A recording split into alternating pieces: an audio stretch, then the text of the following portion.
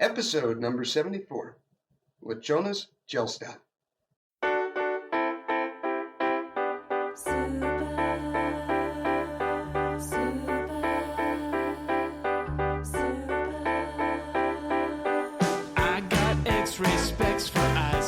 Welcome to the Heads Up Poker Podcast. This is Steve Barton. And Jonas Gjelstad. And how the hell are you, Jonas?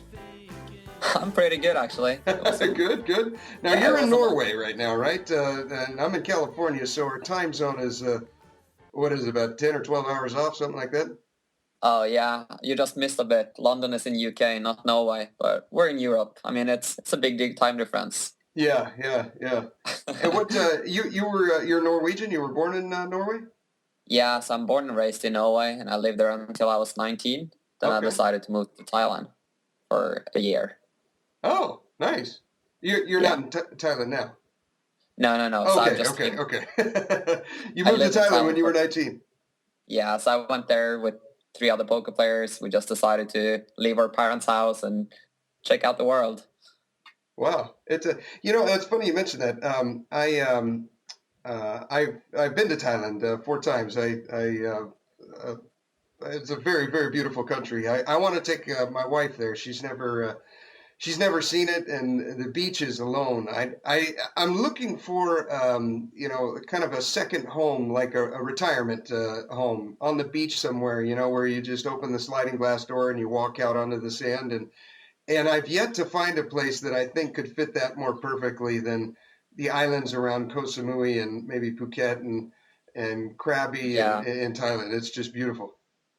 Yeah, so we were living in Phuket when we were there, but I went back to Koh Samui this New Year's Eve, actually, and we were there for 2 weeks with my girlfriend. Oh, nice. So that was great. Were you guys really around for the full moon party? No, it was just like, what can I say? We just needed to go away for a bit, leave work and everything behind, and yeah. Nice. How long were you guys there? So we were originally going for 10 days. Okay. Then I did well with some betting and some other investments while I was down there. So I just said, you know what, fuck, we're just going to skip the flight back home and we're going to stay for another week. I love it. So my buddy and I, travel buddy, his name's Joe. When we went to Thailand for the first time, this must have been 6 or 7 years ago, and we were supposed to go for 3 weeks. And after 3 weeks, I remember we're on a boat somewhere on one of those long, those long Thai boats that they have with the really long propeller motors, and they have like a small block 350 on the We're on one of those, and we had to fly back to Bangkok the next day because our vacation was over, And I'll never forget. He looked at me and he's like, "Dude, we have to figure out how to extend this vacation." He's like, "Let's keep doing this shit." And then he jumped off the boat and we went snorkeling, And it was like, damn, he's right. How can we possibly extend this vacation? So we made some phone calls back home, worked it out with work. And after the week was up, and we had to go home, we're looking at our calendars again, and we're like, is there any way we could possibly extend this, even like 2 days, just 2 days, And we're like, no, we have to go home. It's time to pay the piper. That country is just amazing. It is. It was the first time I decided to just completely say fuck it and stay longer. Yeah. What's your favorite place in Thailand? What's your favorite spot? Yeah, so when I was living in Phuket, towards the end, I got kind of sick of Phuket because I feel like it portrays people in the wrong way, whereas there's so much like, I don't know if you call it prostitution, but like girls that's just like looking for a boyfriend, I guess, who can take them back to your country. And yeah, I don't know. I feel like they were just too aggressive. So for that reason, we had to travel out of Thailand every month. So I really like Bali. So we went to Bali twice. Okay, yeah, I've been to Bali. That's a neat island. Yeah, so I think I preferred like Bali compared to the other place, to Phuket, but also Phuket is really touristy now. And so when we went to Koh Samui, we were staying at the W Hotel, and that is so different. It's just pretty much you stay inside of the resort and you have everything you need. And it's so much nicer than going to and living, what can I say, in the super touristy area where the beaches are overcrowded and everything like that, because I don't feel the beaches get damaged when there's too many tourists there, I think. So they're not as nice as they used to be, in my mind. Yeah, if you can kind of get out of there's areas in Koh Samui that aren't as touristy. Phuket, I agree, is completely that's just a total tourist trap. And I can see what you're saying about the girls. They Yeah. I think it's very common for them to have 2 or 3 foreign boyfriends that they're looking for that ticket out of Thailand. And Yeah. when they see the blonde-haired, blue-eyed kid like you and me, they look at that as a green light, and so Exactly. I can definitely see, just being a tourist there, I could see it, and living there, I can't imagine. But Yeah. Bali, did you ever get out of Bali? Out of those, there's 3 islands off the coast of Bali. There's Gili T, Gili Mano, and Gili Air. Did you ever get out to those? Yeah, I went to Gili T. Ah, yes. That was great. So that was like That's a that good was little like party island, isn't it? yeah. So it's I don't know, but to me it sounds like it must be like how I imagine Jamaica to be like. It's a lot of live reggae music. Everyone is like chilled out. It's just good atmosphere. And from what I got told, they have this like rules there. So it's that all the people who like rule the island, they make the rules and they sort of live by themselves in a way. Yeah, they call them So head of island. yeah, so if anyone is like violent or steal from any tourists or anything like that, they get sent off the island. So because of that, everyone who's there is really happy to be there, and it's just a really good atmosphere. Yeah, yeah. Gili T was a neat island, and was there only 2 ATMs when you were there? I don't know actually. That could easily be. I mean, it's a super small island. You just walk through it in like 10 minutes. Yes, yeah. When I was there, this was maybe 4 or 5 years ago. I can't remember. And let's see, it was before I met my wife, so it must have been 5 years ago. There was Yep. only 2 ATMs on that whole island, and one was at the south end, and one was all the way at the north end. And when you leave that island and you go to the other 2 islands, there's Gili Minnow, which has no people on it. There's no houses or anything. It's just kind of somewhere to go for the day and have your own private island. And then the other Okay. island, Gili Air, there is people on that island, and there's probably a population of 400 or 500 natives, and that's it. And if Okay. you want to, be able to, have a place to stay and buy a beer when you're on Gili Air, you have to take a boat all the way over to Gili Chorwahan, Gili T, and hope that one of the 2 ATMs actually works, and then take a boat back. Because there's no like card machines or anything you can pay. Like it's all cash. It's all cash. Yes, yeah, Oh it's all man. cash. You can't. They have no card machines. I'm trying to Oh, even that's remember if they had internet. I don't remember. But yeah, my buddy and I, we made it out to Gili Air.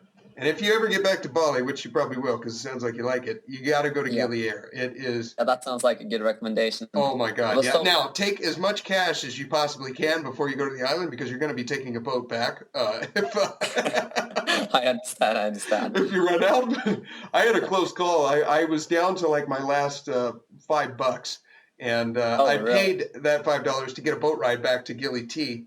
And when I got there, my card did not work at the first ATM, and the boat's leaving in like 5 minutes. So I had to Oh. sprint from the south end of the island to the north end of the island, convince everyone that was standing in line for the ATM if they would please let me go in front of them. And then I withdrew as much cash as I possibly could, and then I ran back down to the boat, or Oh else I would have man. been sleeping like a homeless person with no money on that I island.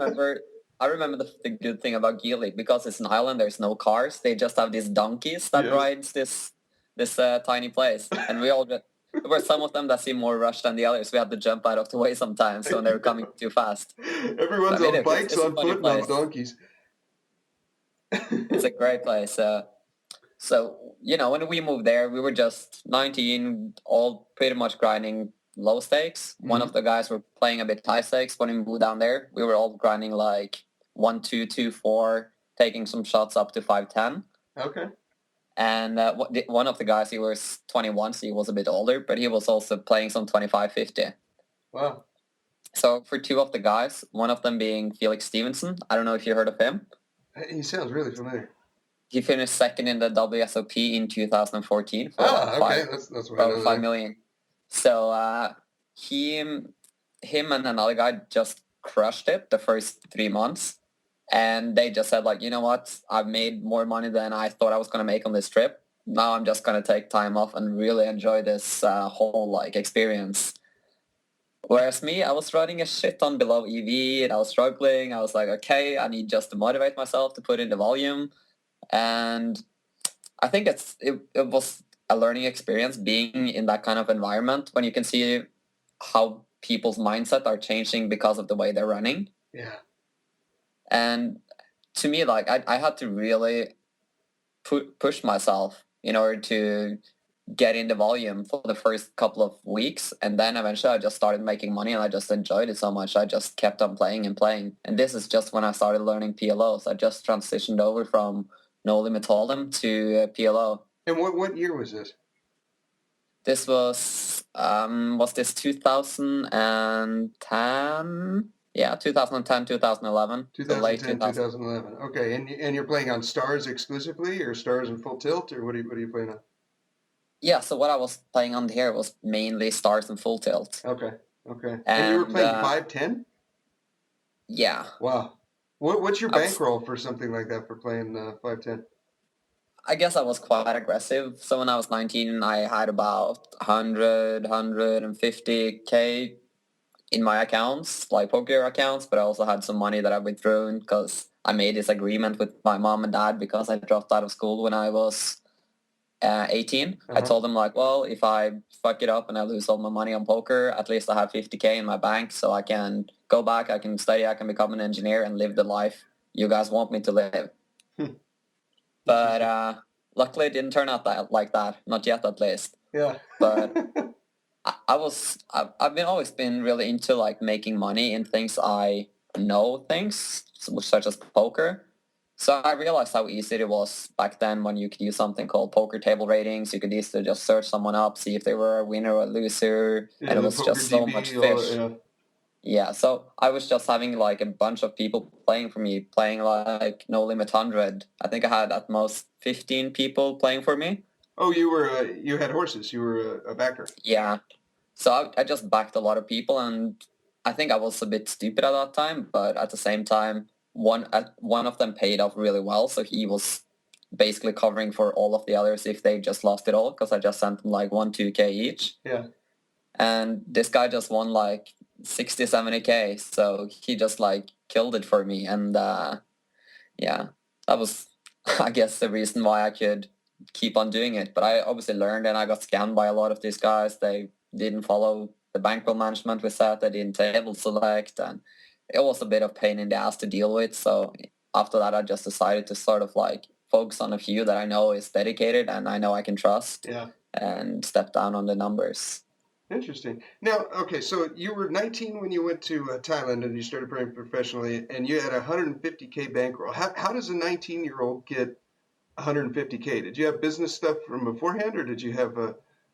No. So when I didn't have 150K when I was playing 510. That was like when I got to Thailand, because when I got to Thailand, I probably had about 100. Okay. So I was working at a gas station in Norway, making like, how much is that in dollars? Probably like $15, $16 per hour. Okay. And doing this next to school, I was working every Monday. So that means I couldn't play any Sundays. And when I turned 18, I didn't get a raise like I'm supposed to do. So I just said to the boss, like, you know what, I'm quitting. I'm not going to do this anymore. Because I then started making some money playing No Limit 100 heads up. And the first Sunday, I played Sunday Million and I finished 5th and I won like 56K. Oh, shit. And was that the first time you ever played? Yeah. You know, I had a guy on the podcast. He his name is Daryl Jace. He's an American pro. And the first time he played, I think he was 15 and he won the damn thing. So that's awesome. The first time you played, you get 5th. I remember it because I was so hungover. We just went out, had like a full night party all night the day before. And me and my mates, they said like, hey, should we go up and grab like a pizza and a kebab or just like hang out and chill? And I said, yeah, let's do that. And then last minute, I saw this like stars thing was my poker Sunday Million was starting. I was winning a bit, playing heads up that day. And I also had like a pizza in the fridge. I was like, well, fuck it, I'm just going to stay at home. I'm not feeling going out and socializing. So I stayed up all night, and when I played from Norway there, I busted the tournament 8:45 in the morning, Mm-hmm. and I had class at 8:30. So I showed up like 30 minutes late to class, but it still felt pretty good. Oh, I bet, yeah. 56K is a small consolation prize there, I guess. Yeah, that was obviously great. And after then, when I got that money, I didn't know what to do with it. I didn't know anything, so I just said, okay, this is a bunch of money for someone at my age. Yeah. So I'm not going to lose this. I'm not going to go crazy. I'm not going to take a lot of big shots. I need to understand that I'm a good enough poker player to make money at this. So I said to myself, okay, I need to make 20K before I play anything above 1-2.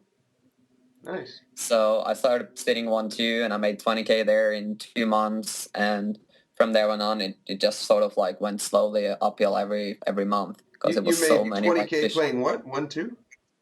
So I made 20K playing 1-2 in 2 months, Jesus. and then How many hours were you playing? What kind of volume is it? I remember looking at my poker tracker. I had about like $150 an hour. 150. How many tables were you playing? I was playing up to 6, I think. That's incredible, But dude. Wow. Wow. That's awesome.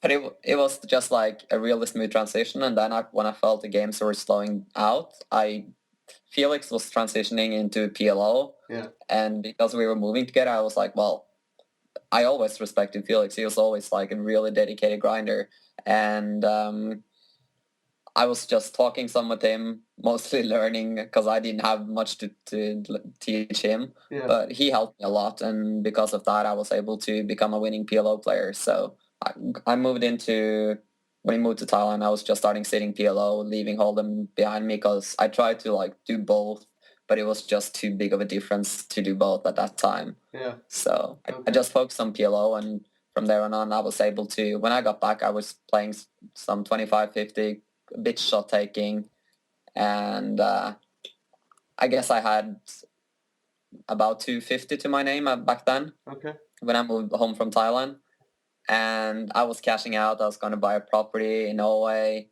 and most of my money were on Full Tilt Poker. And just as I bought and got the flat, I was like 30K short to pay for my flat, and the Full Tilt went down, and all my money went lost, and I was.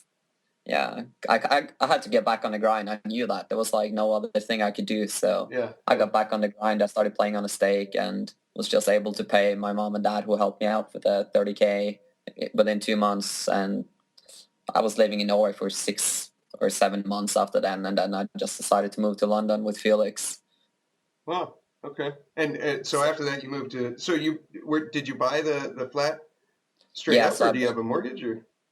Yeah, so I bought the flat. It's a different I don't know what you call this in English, but in Norway you can buy a flat and you can pay it all up front. Sometimes there is new developments that's being built and they're sold with a mortgage. So the mortgage is for all the properties within this building, and you could pay that down if you wanted to. But for me as a poker player, and I didn't have like any other valuables or assets, so for that reasons, I felt like this was the best way I could go in. Yeah. So I had to put up like 135K for it, and then it was like 75,000 in extra mortgage on it. Okay. But it was paying down really slowly, so I just like took it and decided, well, if I have money, I can pay it down, but I'm probably will be benefiting more from buying more properties and by renting them out. Yeah, yeah. Do you rent that one out now?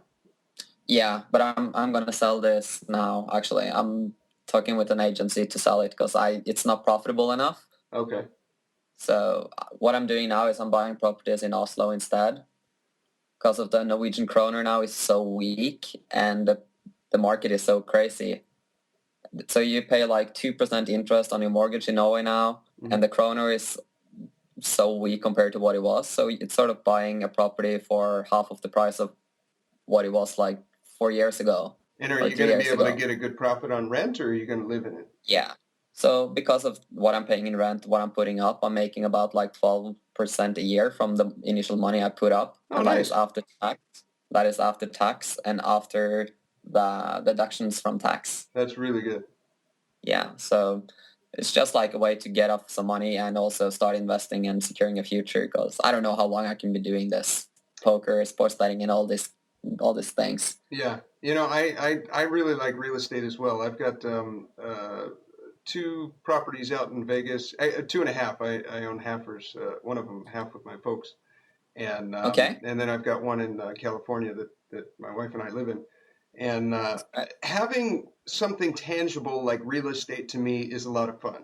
It's more fun to me than stocks, because with stocks I feel like, I don't know, maybe there's just something in the back of my brain that says, like, something like what happened in Greece, how Greece went bankrupt, like that could happen anywhere. And That's true. especially in America when our debt has quadrupled in the last 8 years, and anything can happen. But when you have something tangible like a house, people always are going to need a place to live, That's true. and you can always rent it out. I like that. I like that concept and that idea. It's fun. And Oslo is like the place in Norway where all the new professionals are moving, and the students, there's so many students there who moves out. For example, me, I live 1.5 hours from Oslo, where I grew up, and everyone goes in there. They cannot afford to buy anything because they need to put up like 15% to get a house of the cost, and they just want to rent. Yeah. So it's so easy to rent it out and have it rented out. So regardless of if the prices drops, you're still going to be making a decent return on your renting out. Yeah. And the way I buy, I look for some properties that's a bit out of the ordinary. So for example, I bought one last summer. It was only a 2-bedroom apartment, but it was like 140 square meters. It had a 20 square meter roof terrace. So I think it was just ridiculously bad setup. So I just moved the kitchen into the living room, which is over 50 square meters. And I made 2 more bedrooms. So now I'm renting out a 4-bedroom. I know it is like a 4-bedroom flat, and the return I get on it is like crazy when you look into how much I actually just put into it. Interesting. Did you do the work yourself? Did you hire contractors or? So my stepdad is a handyman, so he was helping me out big time with a lot of things. And then I obviously needed some electricians and plumbers, but it was all pretty smooth. It took like a month, and then it was all set up and good to go. Did you do all the drywall and all that stuff, or? What? The drywall? Do you? I don't. What's drywall? Another word for drywall is sheetrock. It's basically the wall. You know how the wall. Damn. Well, what are your walls made out of in Europe? Maybe it's very different than here in America, where we put up a house in 3 days. Actually, I have no idea what it's called, but it's some kind of like thin material that looks like a regular wall. But is it white? I have no idea. Yeah. And on the edges, really if you kind of hit it with a hammer or something, it'll crumble into dust. Yeah. That's drywall. It. Yeah. Okay, so it's made out of gypsum. They pull it in. Anyways, yeah. But I think like investing like that, especially for poker players, there's so many who's been in the situation where they have maybe $1 million, they're playing some games or 500K, and they could just put aside like 200-300K and get this thing done, and then you're gonna like pay it down within 10 years just by renting it out and only putting up 30% of what it actually cost. Yes. And there's so many opportunities, but people are generally a bit lazy, and I think that is something that separates me from a couple of others. Yeah. So I mean, this is just super low risk, and it's just like safe and steady income. Yeah. And apart from that, I told you that I was playing PLO high stakes for about 5 years, and now I'm sort of transitioned into sports betting. Yeah. So because I didn't really know about anything about sports betting like most people, and like most other poker players, I was losing at sports betting. I really wanted to get to the bottom of this and figure out, why am I losing at betting? Am I being unlucky? Is there something that I don't know? Because I'm using something called Odds Portal, and I was always betting at the top odds. Well, what's Odds Portal? Is that a side site that tells you what teams to bet on, or?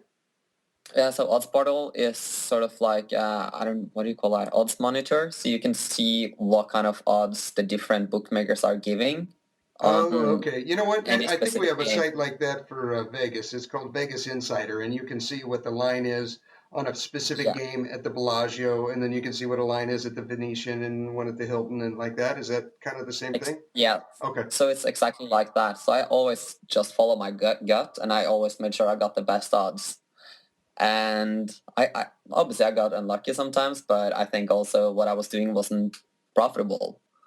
So I realized, I started monitoring a couple of different odds. I realized when the Asian markets were above the European market, the Asian market were more likely to increase even more in being like, so let's say, for example, we have an NFL game coming up with Eagles versus Patriots. And the Patriots line is the Eagles line is +8 on the Asian markets. Okay. But all the European markets have them at +7. So I would be like, oh yeah, I'm supporting Eagles, so I'm obviously going to bet them +8 because that's like such a better bet. Yeah. But you obviously, get a whole point. You know, let me kind of digress here in case guys aren't familiar with sports betting. But basically, okay, you have one team, we'll call it the Eagles, and the other team is the Pats, the Patriots. And what they'll do is they'll say that, okay, the Patriots are so much better than the Eagles. What we're going to do is just to make it even, because if everyone bet on the Patriots, well, odds are 85% of the time the Patriots are going to win. So to even the score out, what they say is that they'll give the Eagles, they'll handicap them to +8 points. So what that means is that if the final score is the Eagles are 0 and the Patriots somehow in football get 8 points, then what it means is that you break even, and that was an even bet. Now, if the Patriots score 9 and the Eagles score 0, well, then you didn't win your +8 bet. You would have to have bet on the Pats for that. So that's what we're talking about here. So the Asian market, let's say they have the Eagles at +8 and the Euro market has them at +7. Of course, you're taking the Asian line at +8 if you want the Eagles, right? Yeah. Okay. But what I've then realized is, regardless of what I want to bet, what I should do is just go for the Patriots -7 here in the Euro market. Okay. Because what I saw happening was when they were so much above the other lines, the line were just increasing and increasing and increasing. So when a game started, the line might have been like +9, +9.5, or something like far above the other. So what I'm doing now is I've calculated everything into, we have like a server and setup that calculates what the actual price is, given that the Asian market has 100% payout.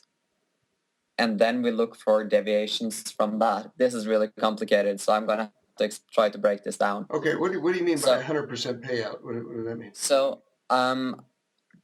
if, for example, I can use basketball because there is a lot of basketball games. Okay. So tonight, for example, we have Miami Heat playing Toronto Raptors. Okay. The Asian market have Raptors as a -4.5 favorite. That's what the line is, -4.5. The odds in Asia is 195, which equals -105 in US odds. So you have to bet $105 to win 100. Exactly. Okay. So if you put up 52, let me think this. 52.50. Yeah. So if you bet 50 on each of them, mm-hmm, you're gonna win regardless 97.5. Okay, could you say that again? If we're betting 50 on the Raptors? If we're betting 50 on Raptors -4.5, okay, we're winning 97.5 if they win. If we also bet 50 on... Okay, yeah, because you're getting your bet plus the almost all of it back. Okay.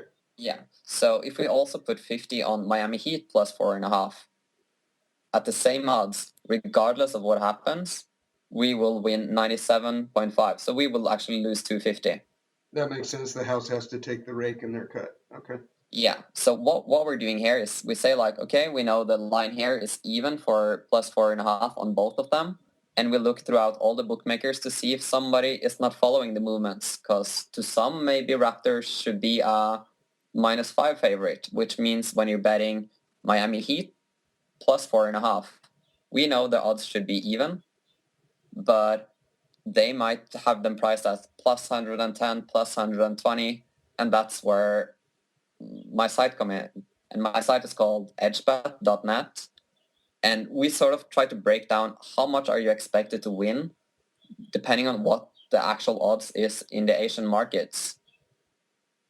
Okay, so like the +100 or the +110 and the +120, that is if you have odds of plus 110, if you put down $100 and you win, you're going to get 110 back. You'll actually get 210. You'll get your bet back plus the 110. So as I understand it, what you're trying to do is you're trying to find. It seems like all the sites got them at 4.5. You're looking for that one site that's going to go 5 or maybe even 5.5. And So do you bet both sides? Is that what you're doing? No, I'm not betting both sides because I know if I bet the side in Asia, I'm losing money long term. So I'm just looking for deviations from the Asian markets.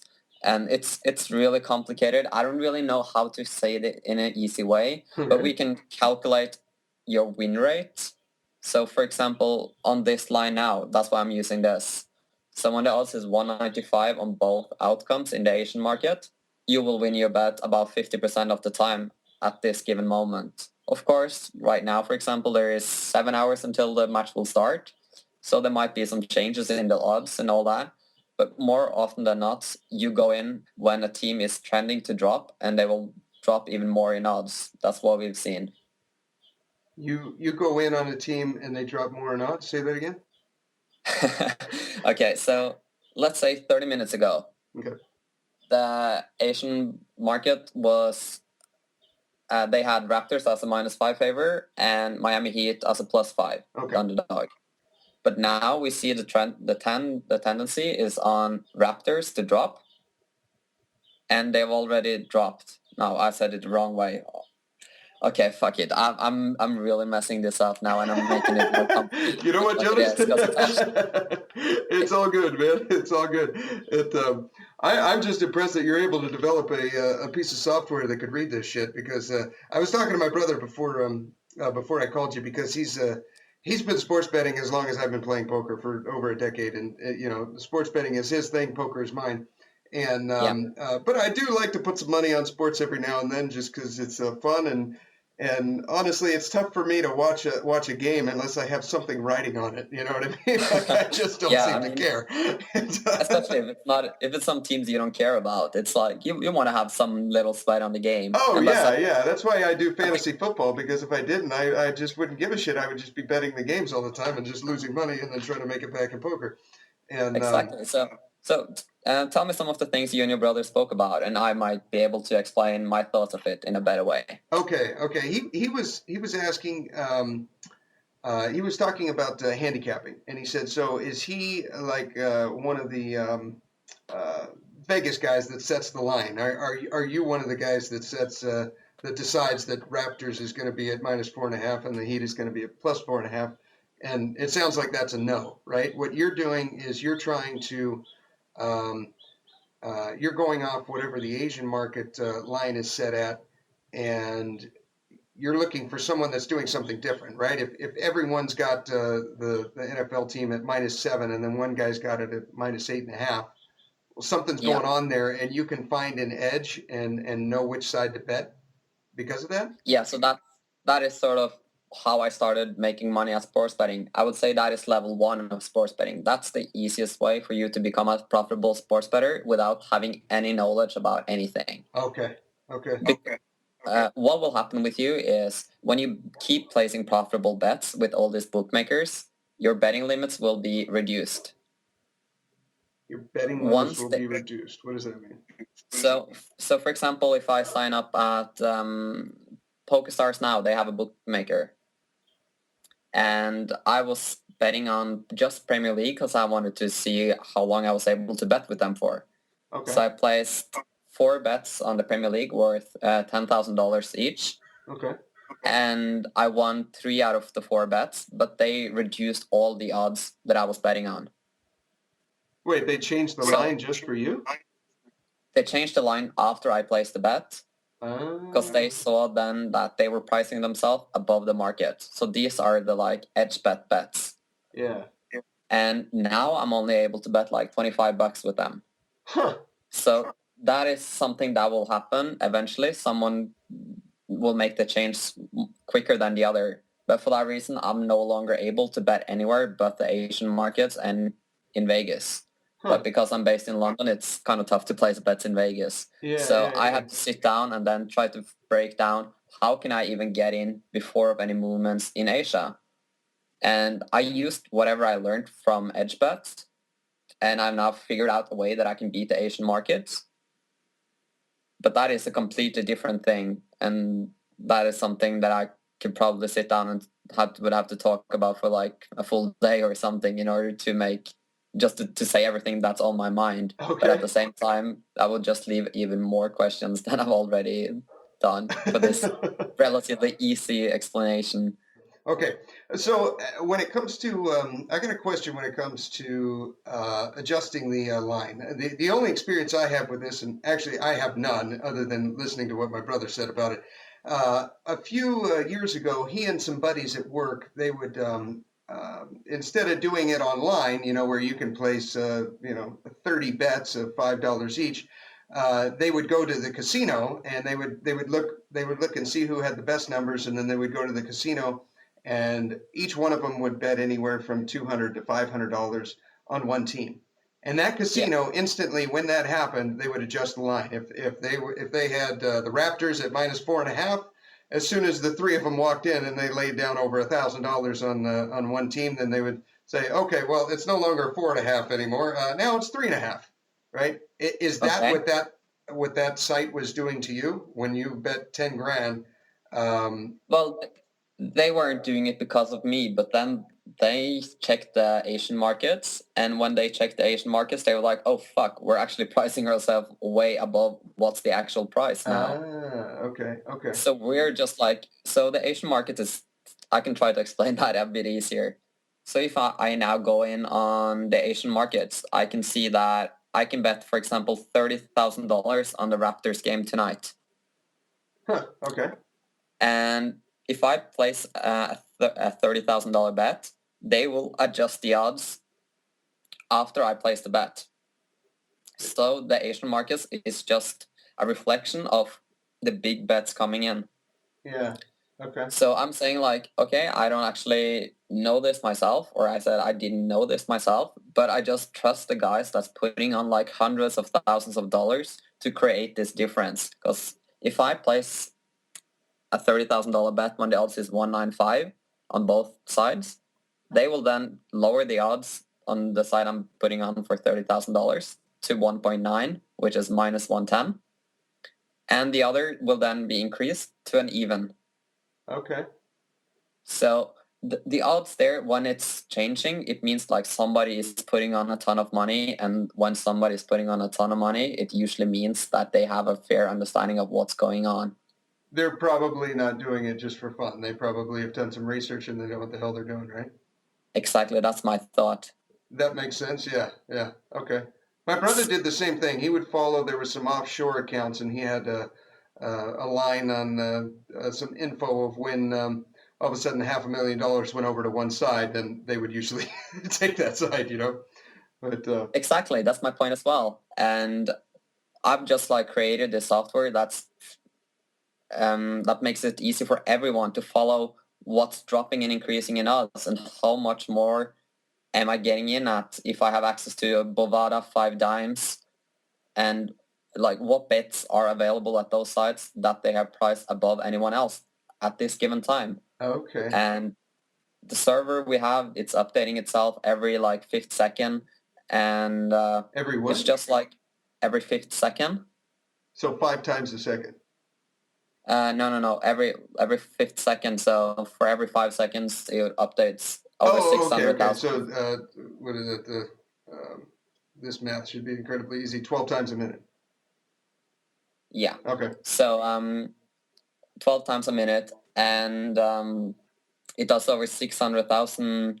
It looks through over 600,000 different lines every 5th second. So wow, it does a lot of changing, and we just like try to make the what can I say, back end of all of this as fast as possible, because we realized that it's so important, and that was our toughest break, I think, to really make it quick and accurate. Yeah. Interesting. Huh. I'll be damned. And how long have, it's edgebet.net, if you guys are curious, I'll put a link in the show notes. How long ago did you guys start this? How long has it been running? So we launched this 1.5 years ago. Uh-huh. And so we can track your bet. So if you place in a bet, you can put into us because we can calculate how much you should bet depending on your bankroll. And the only way we can figure out how much your bankroll is if you put in the bet with us after you place it with the bookmaker. Okay. So we can then calculate how much you should bet depending on how much you have. And if you win or lose, we update that straight after the game. Okay. And over this 1.5 year, we've tracked bets over $35 million, and our customer have come out with a profit of over $1.2 million. Nice. Which is about 3.5% for every single bet. Yeah. Huh. Well, it's a hell of a lot better than you can do in a savings account.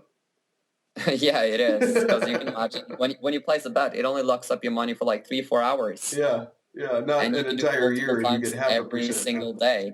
Yeah.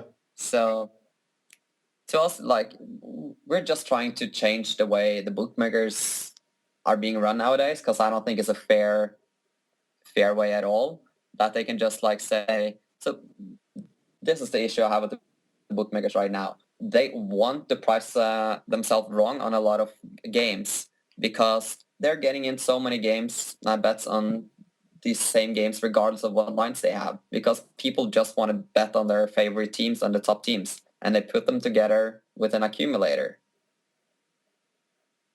So what that means is that, for example... You could tell by my silence that I had absolutely no idea what the hell you were talking about, right? Okay. Thank you for explaining it. Okay, Alex. So, for example, you have Eagles versus Patriots. Uh-huh.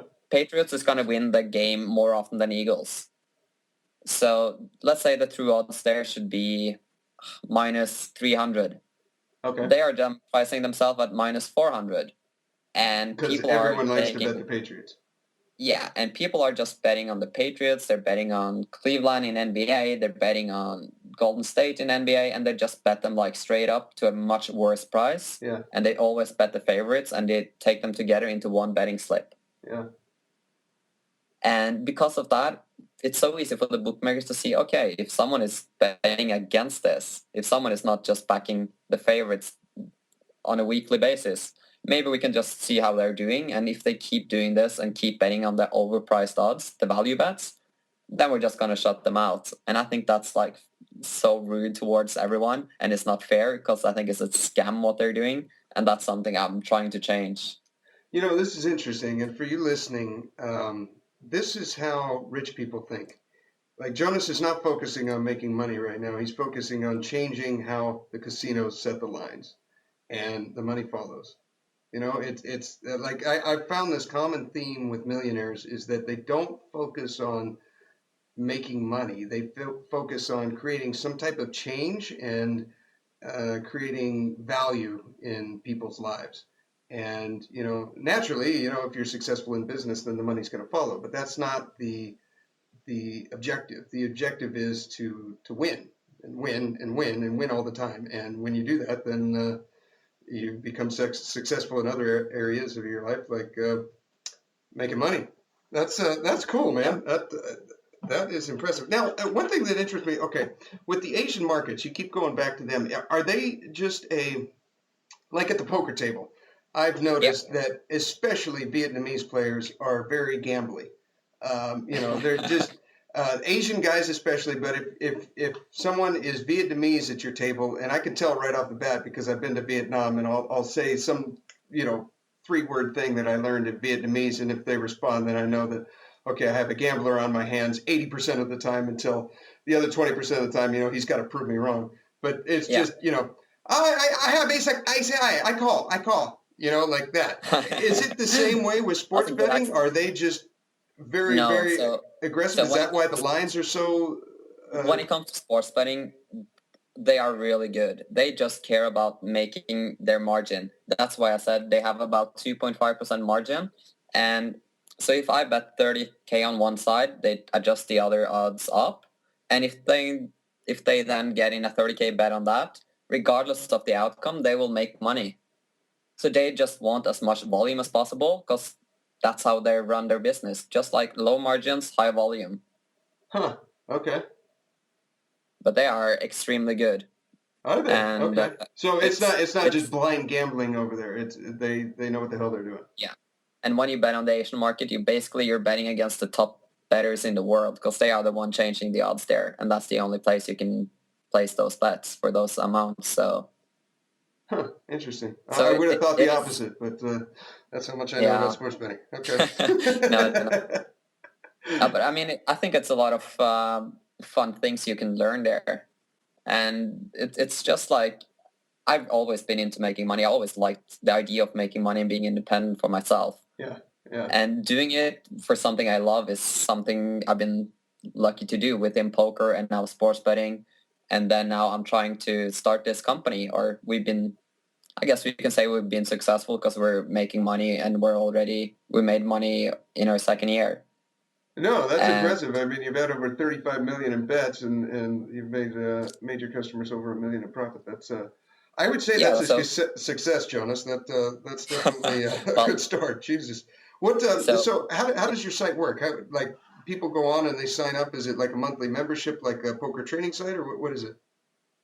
yeah, it's sort of like it's a monthly payment. So we have everyone who signs up get to use us for free for 2 weeks. Check us out, try us out. They can just run some simulations and pretend they're placing bets if they don't actually want to place the bets to see that we're working. The more bets they will place, the higher the chance are for them being profitable and the more money they're expected to make. Of course, yeah. So we put in this EV graph and everything so you can actually see how much you're expected to make, how much you made. And we charge £30 a month if you want our cheapest subscription. That gives you access to 3 bookmakers. Okay. If you don't think 3 bookmakers is enough, we also have this other option, which is a pro subscription, and that costs £99 a month, and that gives you access to 40 bookmakers.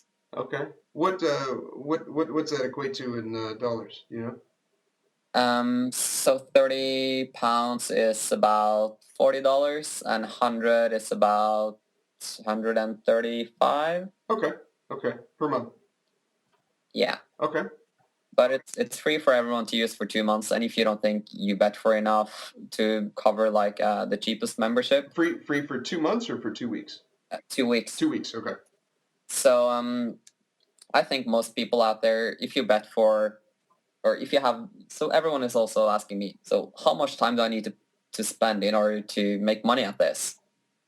And it all depends on your bankroll, how much money you want to make. And I'm just saying, you got to be realistic. It's not like you can start with $100 and make 100K within the first 2 months. It's not this type of thing. This is a slow and steady grind. Yeah. You can compare it with playing sit and goes. So if you play a sit and go, you play for about, depending on if it's a hyper turbo and everything, from like 15 minutes to maybe a couple of hours if it has like 180 runners. And if you can make like 3-4% on every time you play, well, then you're printing money the more you play. And the same goes for betting. And you got to know when is the good time to place bets. And that is usually the closer to the match starts, the better it is to bet. Because that means the lines are more set. Yeah, yeah. Interesting. I'm looking at your site right now, and you've got the graphs here. It's very. Who designed the website? So the whole thing started when I was celebrating New Year's Eve with my friend in a cabin with no internet, no nothing. We're forced to talk to each other like actual human beings. And I told him what I was doing. I was doing everything manually, looking for these deviations, trying to figure out how this is working. And he said like, hey, I'll scrape together one site for you and you can just use it. We can try it out together, see if it's worked or not. And it worked out great. And he was studying some kind of programming in a school in Norway. And he is hands down like the smartest guy I know. So if there was anyone I could start a business with, it would be him. Yeah. So we just went together and he got a good network. He got what can I say? He's more focused on entrepreneurship than I am because I've been more focusing on poker and sports betting myself. Yeah. So we kind of like blend well together because I have the expertise when it comes to betting and he got the expertise when it comes to programming and other people. So he gathered together some friends of him and we just gave out some equity to the guys coming along and we decided to just jump in and give it a shot. Oh, that's awesome. That's very cool, man. Very cool. Very cool. Now Yeah. you also had some success in heads up play, right? In Yeah, poker. so I still play some poker, and when I started out, I was just bum hunting heads up. That was what I was playing. Where were you playing? Were you And playing cash or sit and goes or? yeah, mostly when I was just started out playing poker, I played sit and goes, but I don't think I made any money from that. Just like a couple of $100, maybe thousands. Okay. But I was able to get enough money to 2 seconds. My phone is ringing. I just gotta throw it away. So I was able to get enough money to start playing 50 cent $1 heads up cash. Okay. So, because I felt like the rake is too high, it's tough to beat it, and I wasn't that good. But when I was bum hunting at those stakes, you could make good money without being good because there were so many people just throwing money at you. Yeah, they're drinking at night and they just So I just went along, started playing there, and that's like I was playing basically only heads up until 3 years ago. Then I started learning more about six max. I was, but by then I built up some money, so I just started playing six max. And I was playing 25.50. Okay. Six mag 25 $50 dollars or Like cents. dollars. Okay. Oh wow. But but because I was really bad at this, I figured out the best way to start is to just buy short stacking. So I was short stacking mainly and just figured out how to play the different hands from different ranges, knife from different positions, and break down people ranges. And then I don't know if you know much about the games at PokerStars. No, I haven't played on Poker Stars in years. I've been being in California. It's, don't have I a see, I chance. see. So just after probably logging about maximum 10,000 hands of six max PLO, Ciferin comes along. Ciferin is rumored to be Guy La Liberté. Okay. And he was playing like 50, 100 ante, 100, 200 ante. Wow. And I just decided like this is too good of a shot not to take. So I sold some action to some of my friends and just jumped in, and I was able to like run really well in those games and make a good chunk of money. Huh. Nice. I think I played one of the few hands where we play. It was not a flip or anything, but we ended up going 6-way all in pre-flop. Wow. Okay. So In PLO this or was in Hold'em? yeah in PLO at playing 50, 100 ante. Okay. Well, I And can picture that more in PLO than Hold'em. Okay. All right. yeah, so I think this was like my third session or something in this games, and I was able to win like a 92K pot or something Oh like my that. God. What was your hand? I had the best hand at aces, king six, Okay. and I was up against a lot of hands, but I had like 26% equity, which is great for Oh, for six. 6-way. Yeah, that's you got to do that every time. Yeah. Yeah, Huh.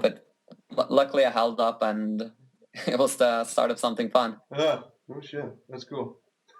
Yeah. I'll be damned. What was your I'm gonna start playing a little bit more heads up. I did about a year ago. I did it for a month, and I Yeah. noticed it helped my tournament game quite a bit. And I'm gonna do that again. I'm gonna devote another month to playing heads up, just to hone those skills. I haven't played much heads up at all, except when I get towards the end of a tournament. What did you do to get good at heads up? What are some, maybe you got 2 or 3 tips that you could give our listeners to getting good at heads up? Yeah, so I think it's really important to be aware of people's ranges. What kind of hands are they three betting, and what kind of hands are you three betting, and then try to figure out a better range for your three betting range. Because I think it's definitely important to three bet a lot when you play heads up, Okay. and that creates the dynamic that comes off it. It's like I think that's the way that makes you a winning player if you're able to adjust properly. Okay. And but if you're playing a guy who doesn't three bet a lot, you need to see like how often is he calling, how often is he folding, and you just need to try to really break down his ranges and know to attack his weak ranges.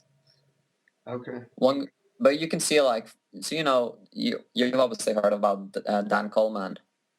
Dan Coleman. No, I guess I haven't. You haven't. He won the one drop, and he just like killed all the high roller tournaments, and he came from heads up sit and go. Same with Olivier Busquets. Okay. Okay. No, I They're- don't follow the poker news very much, which is kind of surprising since I have my own fucking yeah. poker podcast. And as far as Heads Up, this is it's not necessarily a podcast about playing Heads Up. That was just the name that my buddy and I picked, and I get so many people that tell me like, "Oh, I don't really play Heads Up, so I don't listen to your podcast." I'm like, that probably wasn't the best fucking name to pick, but whatever. Here we are, a year and a half later, and this is it. I'll try to. I can try to explain some more about it though. Okay. So it's a really fun story with this Dan Coleman because he is known to be the best heads-up sit-and-go grinder. Okay. And he was just like railing this guy Olivier Busquets, who like back then nobody knew about Dan Coleman. Dan Coleman was a railbird, and he was like chatting in the chat, sort of like putting him on hands and saying stuff like that after he played a hand. And then Olivier Busquets is one of the best heads-up sit-and-go players, right? Yeah, so I think he won. So we have like tracking for sit-and-goes, which is called Shark Scope. Yeah. And I think he won that like 3-4 years in a row or something. And was just crushing it. He was like the end boss. Okay. And he was just talking in the chat, and people were sort of, who is this guy? And then he started giving him some more coaching. Like Olivier Busquets started teaching Coleman. Mm-hmm. And then Coleman just went on and absolutely crushed the heads-up sit-and-goes and became the new end boss. And then he started playing some of these super high rollers like the 50K, 100K, and the 1 million one drop buy-in. And I think he won like $25 million or something insane like that within a year. Wow. So he just used like all the ranges he's learned from heads up and adjusted them into tourneys. Because obviously when you play heads up sit and goes, you need to know everything about ICM and stuff like that. And know, so for example, if you're, when you play sit and goes, they got to play throughout their stack, and then you have a winner and a loser. Yeah. So I think he learned a lot to how to use his stack to his advantage, how he can sort of put the other guy more to the test with risking less of his chips than the other guy will have to do. Okay. And just manage to like break everything down and make him sort of unbeatable. Huh. Interesting. Obviously you can just go all in any hand and have like, I don't know, 25 to 30% chance of winning if you play in a slow structure. But long term, there's just no way you can beat him. Huh. Interesting. That's cool. So I think it's just really important to, what can I say, work on your game. The first thing I would say is like, try to create a good balance of your 3-betting range and figure out what hands you're going to defend, who you're not, what kind of stacks that allows you to defend more and less. And I mean, it's just a big puzzle, and it's not something you're going to just wake up and know. You need to sit down and do the dirty work yourself, because that's the only way you're going to become good at it. Yeah. It's tough, but I mean, if you want to become good at it, you need to do the work. Yeah, it's easy. Yeah. You're not going to get it without studying. No. Exactly. So, cool. So, yeah, like I told you, I didn't play much poker. I didn't play much heads up over the last 2 years. But I always go to this Norwegian championship, which is in Dublin. And I think that is one of the biggest poker tournaments there is in the world, in alive. So, for example, for the main event, it's like $1,000 buy-in. It's only open for the Norwegians. The last 2 years, it's been over 1,200 runners for 2 years straight. Now, go ahead. And we have to travel from Norway to Dublin to play in this, which is like a 2-hour flight. So you're only getting the best of the best that show up there. Trust me, there's not 1,200 good poker players from Norway. There's probably like 50 that has like an okay understanding of poker. Oh my God, are you serious? Yeah, so it's really, really soft. That's awesome. But it's a lot of fun, and you get to meet all you guys. So, for example, I live in London. I got a couple of friends who lives in north of Norway. I got a couple who lives in south of Norway. Got a couple who lives in the capital, and some in the middle of Norway. So you just go together and you meet all of them at one place. Huh. It's a fun week, but... That's cool. Yeah. I saw on Hidden Mob that you won a heads-up tournament. Yeah. That was the $1,000 or $1,100 buy-in, I think? Yeah, so that was 1,100 euros, so it's like probably like $1,300 or something like that. And it only had about 60 runners. But Yeah, now it's I just saw on Hendimob it said 62 entries. And okay. Yeah, so how is that possible? Because don't you need 64 and then it goes to 32, 16, 8, 4, and then heads up? well, in theory, yeah, but it would be kind of bad for the people to leave out 30 people to get an even number. So what they do is they just do a table draw, and 2 people will get a walkover in the first round. Oh, wow. Wow, that's a fucking So huge I mean, edge. it's a big advantage to get a walkover. Oh my I don't God, think yes. I don't think I've ever gotten a walkover though, but Yeah. it was fun though. So I was able to win that this year. And How long was each round heads up? Was it like an hour or 2 hours or? so we play 30-minute levels. We Okay. start with 5,000 chips with a second chance and triple chance. So in theory, we have 15,000 chips, but you can just start and play like 5K at a time. Okay. And start playing 25, 50, then for 30 minutes, then 30 minutes of 75, 150. And yeah, it goes up. It can take a long time. There was one match that was lasting for 5 hours. Wow. Wow. Yeah. Huh. So I don't you know. won, I don't know if what you is know. that, 5 or 6 heads up matches and then you won the tournament?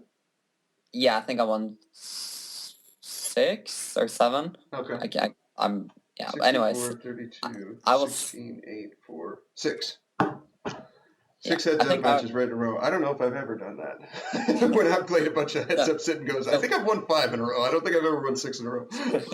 so I told you we have this like double chance and triple chance, Yeah. and I was just nailing it. Everything went so smooth. So I only used like 2 double chances throughout my 6 matches. Was never on the triple chance.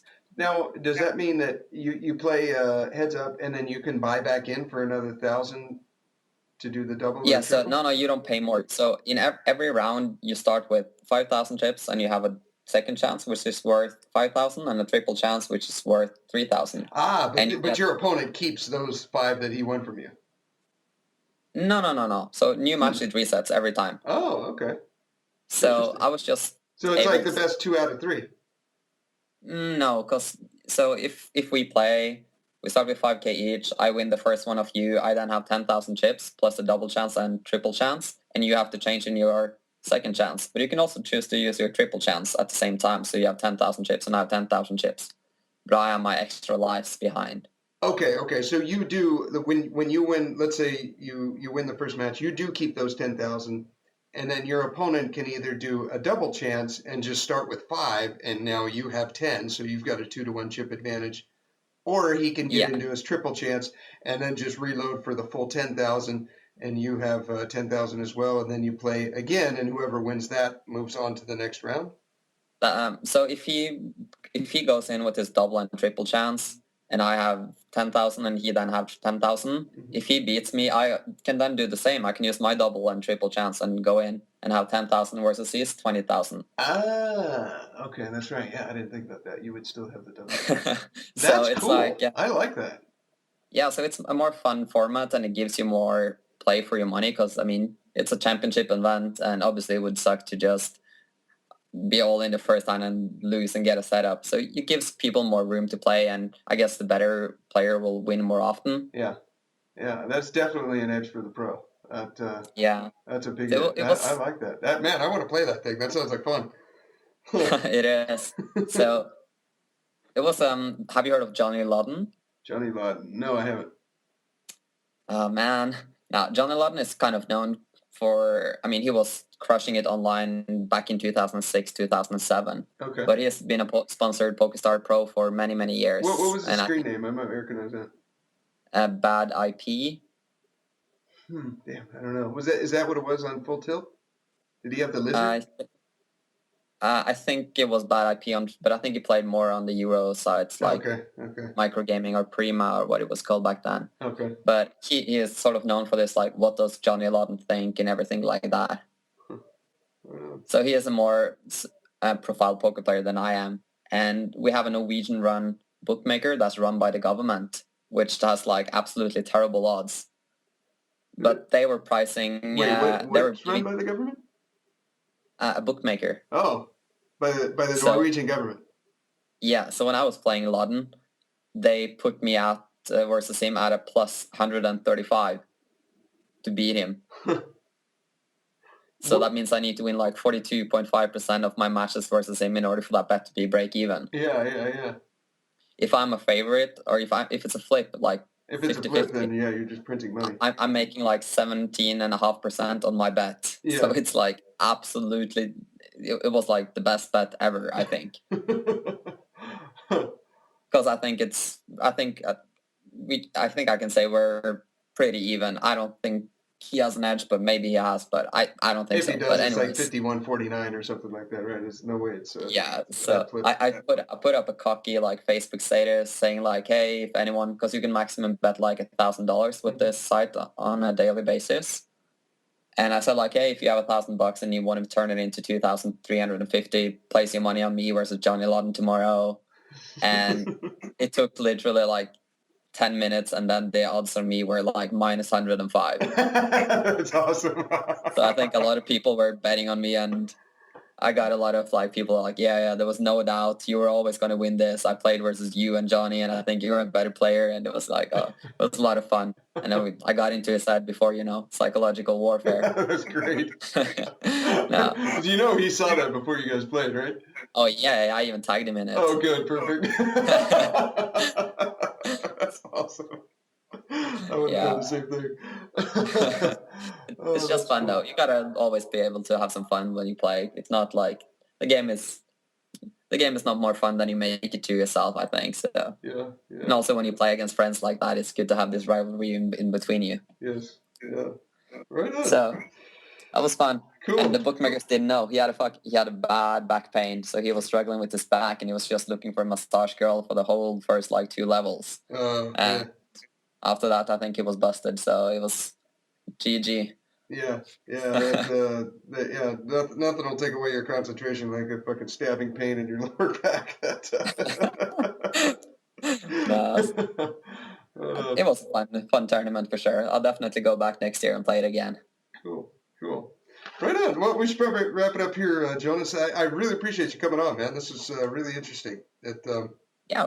Very cool. I mean, very cool. I understand that this has been more difficult than I thought it would be. I don't know is it possible for anyone to leave any questions and maybe for me to reply to them? Yeah, of course. What's your Twitter handle? My Twitter is, let me see. I haven't been on Twitter in so long. Well, what's the best way to get a hold of you? I guess it would be a better thing than that. Either Twitter or email. Twitter or email. Okay, what's your email? Jonas@edgebet.net. Jonas@edgebet.net. Okay, cool. We'll put a link in the show notes there for that. And looking on your site right here, I see. Oh no, that's not your Twitter. I don't know what your Twitter is, but maybe we can you can send me a link and I'll throw it in the show notes. I have a Twitter that is Jonas GJEL. So my first name and the 4 first letters of my surname. Okay. At Jonas Gel. Okay. Cool. All right, man. Right on. All right. Well, thank you for coming on. You guys can check out Jonas' website. It's edgebet.net. And you can sign up and do a free 14-day trial. Try it out. I think I might do this. This looks fun. You should. Yeah. And go to our website, headsuppoker.poker. You can check out all our past episodes, support the podcast, click on the affiliate links if you guys are going to buy anything on Amazon or sign up for TPE or get your Elliot Rowe hypnosis tapes. And thank you for tuning in. Here is your weekly motivational speech. So what do you do when you fall down? Get back up. Everybody knows to get back up. But I tell you, there are some times in life where you fall down and you feel like you don't have the strength to get back up. You see, I will try 100 times to get up, and if I fail 100 times, if I fail and I give up, do you think that I'm ever going to get up? No. But if I fail, I try again and again and again. Teenage mom got pregnant at 17,